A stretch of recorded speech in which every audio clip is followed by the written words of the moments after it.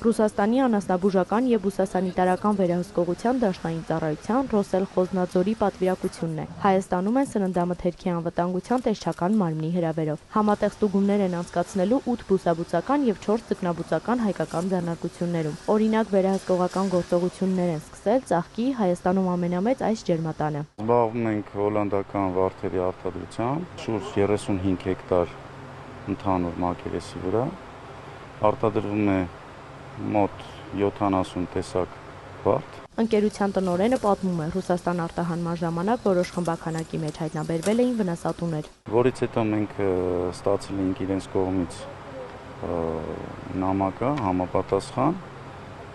որ խնդրում ենք ուշադրություն դարձնել այդ խնդրի վրա։ Քանի որ ջերմոցը ունի շուրջ 12 բլոկ, մենք միանգամից հայտնաբերեցինք այն բլոկը, որտեղից որ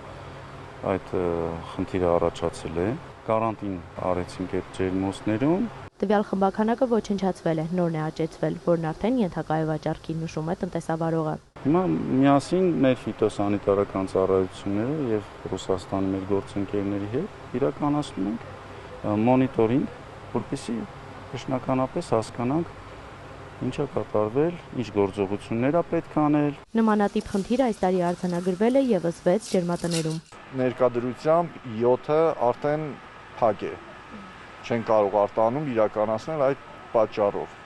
Իհարկե այդ փակվելուց հետո միջոցառումները ձեռնարկել են եւ մարդիկ էստեղ են, որպեսզի իրենց աչքով տեսնեն, որ ամեն ինչ նորմալ է։ Ռոսել Խոզնաձորի ներկայացուցիչներն ուշադրություն են դարձնում բույսի մշակության ու պաշտպանության բոլոր միջոցառումներին։ Համ քանակներն են նայում, համ տեսակներն են նայում են, թե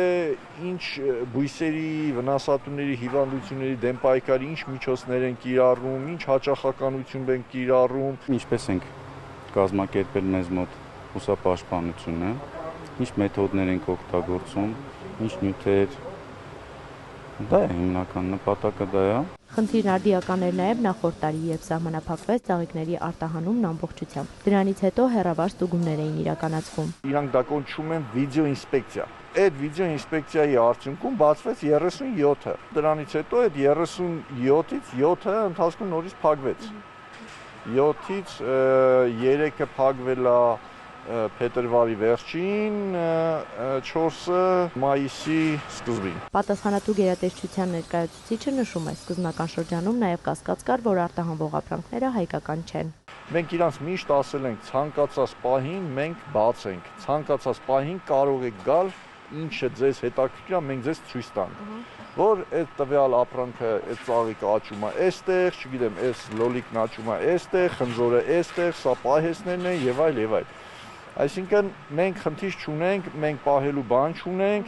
մենք անօրինական ոչինչ չենք անում։ Եվ ահա պատվիրակությունն այստեղ է ու առաջիկա 7 օրերին կստուգի Հայաստանից Ռուսաստան ներմուծվող բուսասանիտարական եւ ձկնաբուծական ենթահսկման արտադրանքի համապատասխանությունը ԵԱՏՄ օրենսդրության պահանջներին եւ նորմերին։